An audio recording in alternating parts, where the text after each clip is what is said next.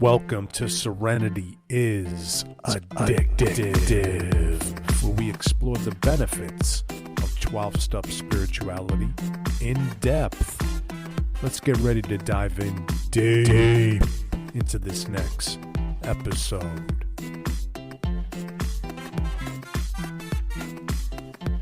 All right. Hey, so excited to do another session. We're going to do a bonus session. We did step 7, and on my Instagram page, we published a little bit around reflections on the step 7 prayer, and it's a beautiful prayer. So I'm going to just do some reflections and questions and prayers around step 7 to go a little bit deeper and talk about what it means to me or what helps me with it, just from a reflection perspective. So the 7-step prayer. My Creator, I'm now willing that you should have all of me, good and bad. I pray that you now remove from me every single defective character which stands in the way of my usefulness to you and my fellows. Grant me strength as I go out from here to do your bidding. Amen. And some of the questions that I started proposing, and I'll do more on Instagram, but is just asking myself and asking our listeners and anyone who's in the 12 steps, are you falling deeper into an experiential relationship with the higher power? Are you using step 7 on a daily basis, or is it a one-time activity and you forget about it? And what are some simple ways to use step 7 on a daily basis? Well, one thing that I find in my own experience, I'm just sharing my experience, there could be 1,000,001 ways, right? This is just my experience. But I think asking the higher power for help, bouncing things off the higher power, not going it alone, asking for intuitive thoughts, inspirations, right decisions, not carrying the weight of the world, right? Giving it over to the higher power. These are really helpful. But from the prayer, it talks about the good and the bad.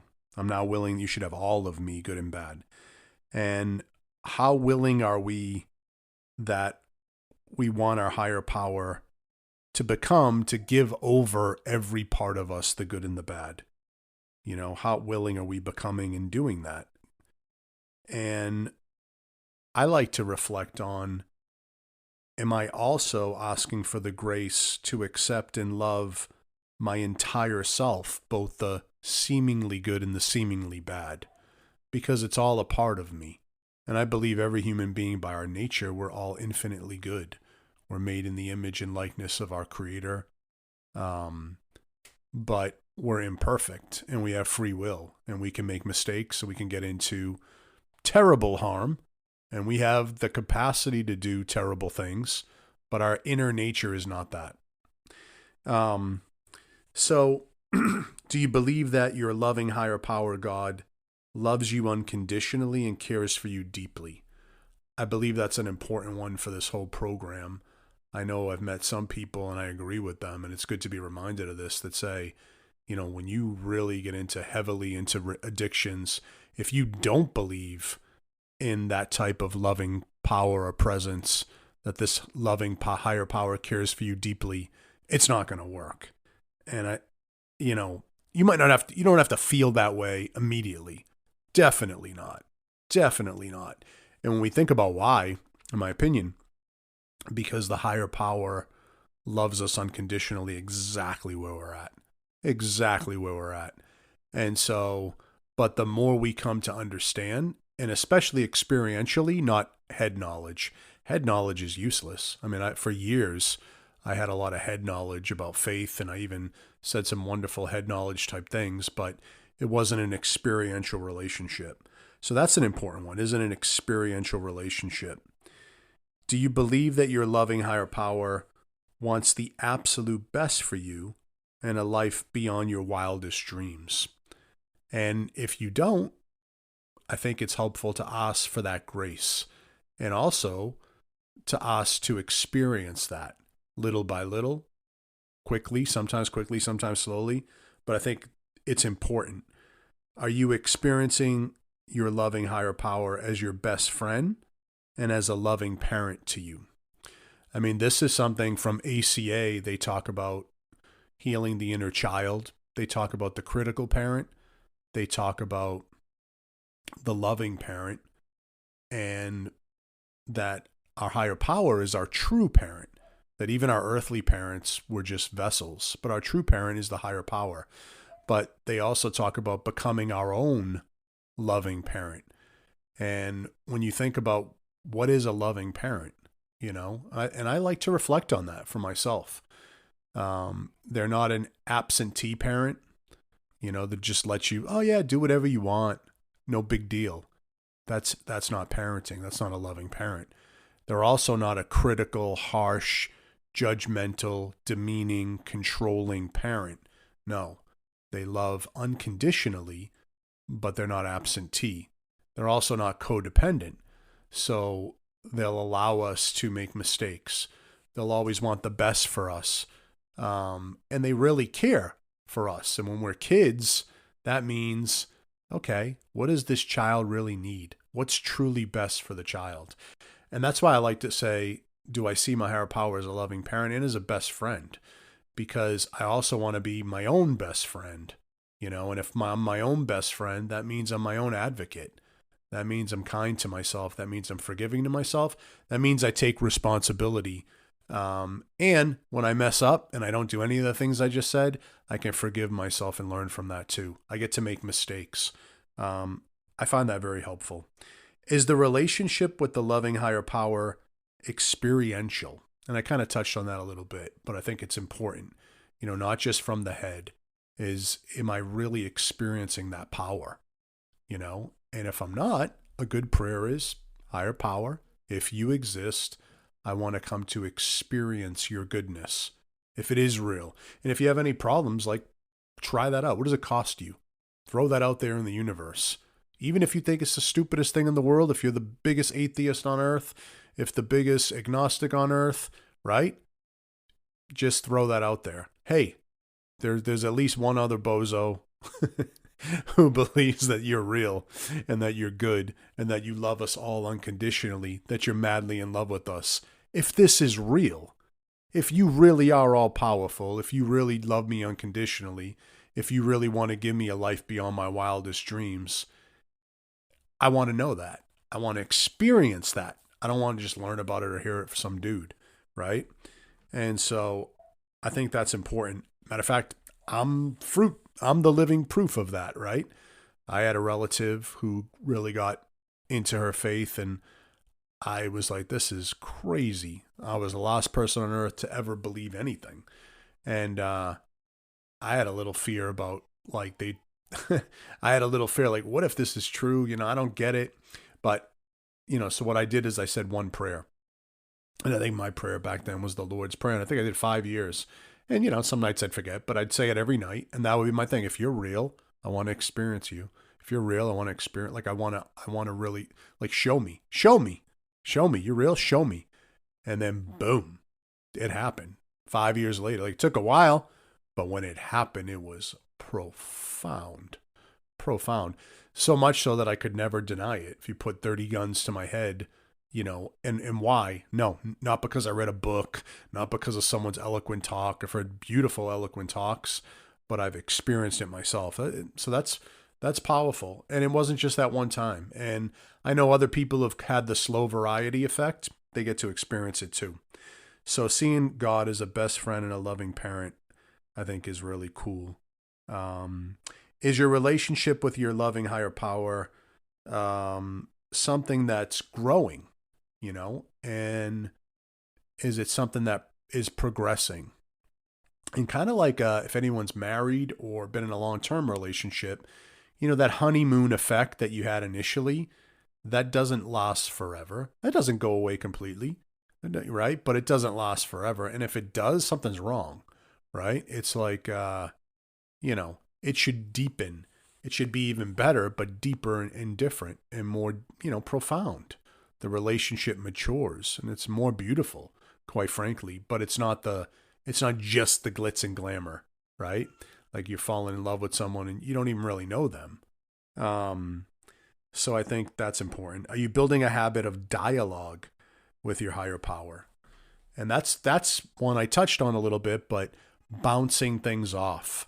This is what I think. What do you think? I like the set aside prayer a lot because I don't know what's right a lot of times. I could deceive myself in a New York second. So I like to say, hey, here's what I think. If I'm wrong, show me a different way. Bless this, block that, right? Help me set aside what I think I know, everything, especially the things that I'm so sure of for an open mind and a new experience. Help me to let go of even the seemingly good and even what has been good for me if there's something even better you want to show me. If not, if I got it, help me retain that which is good. Show me the way. Direct my steps, right? The third step prayer talks a lot about this. The seventh step prayer talks a lot about this.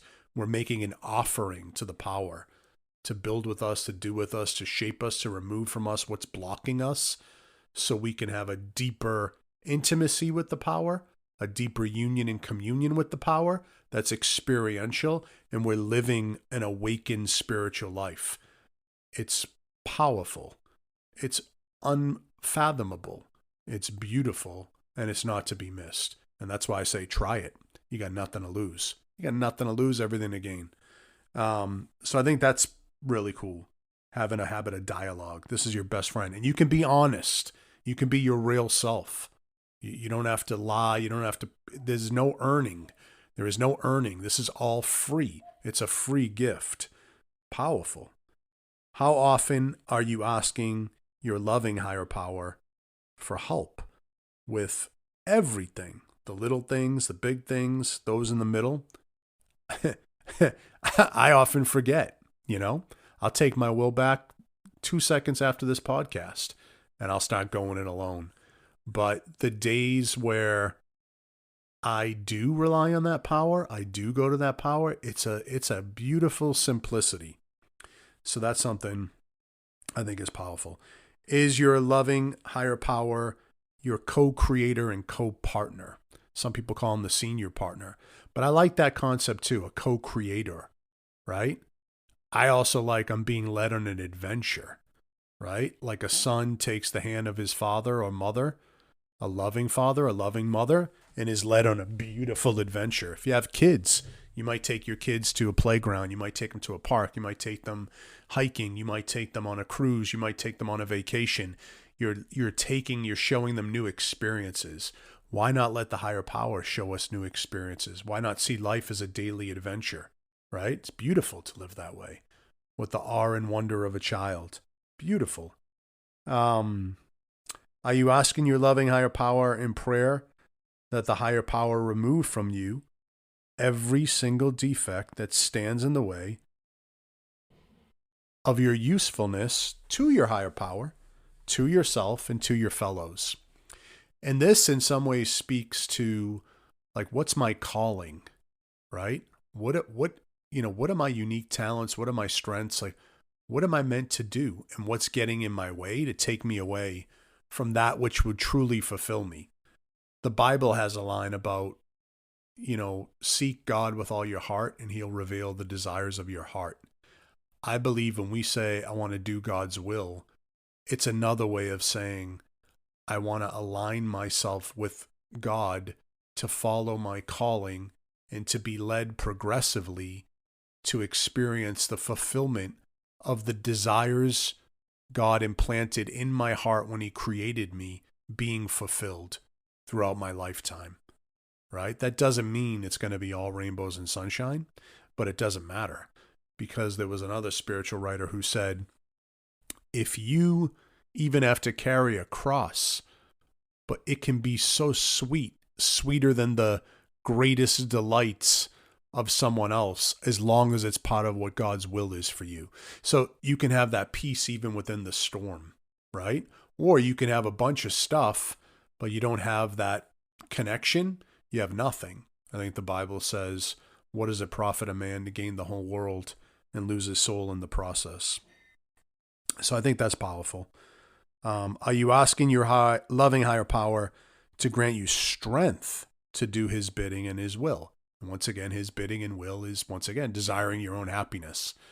You know, that's why sometimes when people like have a fear, and it's legitimate because I've had it too, they like, I don't want to do God's will. Like, he's going to make me become some weird monk and I'm going to have to go, you know, to do this or do that, something that I don't like. And it's just not true in my experience. I mean, I've prayed and prayed and prayed and prayed, help me to do your will. And he brings things beyond my wildest dreams. I would have sold myself short on so many, many, many, many different things by following my own will. And I have sold myself short tremendously because I don't trust him as fully as I will be, as I should be, and as I can be. I'm still progressing myself, you know? I mean, it's unbelievable. It's, someone says slowbriety, meaning the spiritual journey it's slow, many times, you know? It's a slowly working of things. More will be constantly revealed. I know in my own life, even career, many times I would self-will run riot, choose one path and say, I have to do this, even though it didn't play to my strengths, even though other people told me like, that's not for you. And due to insecurity, due to fear, and due to life safety, I would say, no, I'm doing this because I don't want to lose out. And by doing that, so I followed my will. Even though the signs were saying otherwise, I couldn't accept it. Too much self-will, too much fear, too much inability at that time. And it's okay. I had to learn that mistake. But what happened was, looking back, the blessings were all around me. Like the path was around, and I could not even see it. I could not see the forest, the beautiful, beautiful, beautiful, beautiful, abundant forest, because I was focused on one tree that was not good for me to be focused on, right? So more will be revealed. Is your understanding of your higher power, your loving higher power, and will for your life synonymous with desiring your own happiness and what's truly good for you? And we kind of already touched on that.